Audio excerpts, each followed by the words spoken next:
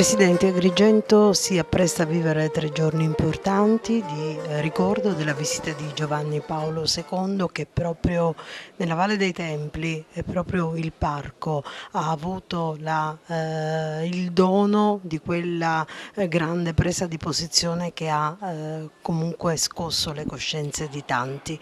Ecco, il parco archeologico si trova a vivere questo momento in primissima persona. Come? Sì, il Parco Archeologico con questa iniziativa che è stata richiesta dalla Curia Arcivescovile di Agrigento sposa questa commemorazione del 25° anniversario. Il 25° anniversario delle parole dette dal Papa che poi diventò santo, Papa Giovanni Paolo II, dure ma piene d'amore. Sono state delle parole dette per amore della Sicilia, per amore dei siciliani, perché questi siciliani dovevano essere scossi. E questo è stato il messaggio che noi vogliamo ricordare ora in questi giorni. E oggi qui, in questa rappresentazione teatrale che andremo a vedere, la bottega dell'Orefice, non si fa altro che parlare d'amore.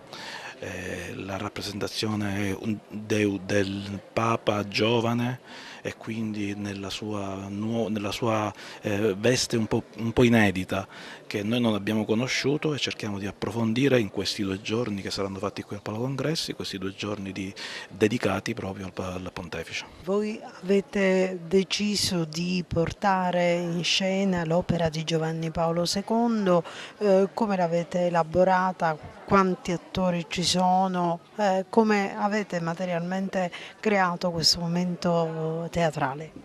Quando si preparava per i festeggiamenti in onore della venuta di Giovanni Paolo II, il 25esimo, ricorre, Don Luca Camilleri ha avuto la brillante idea di mettere in scena un'opera che era proprio di Karol Wojtyla.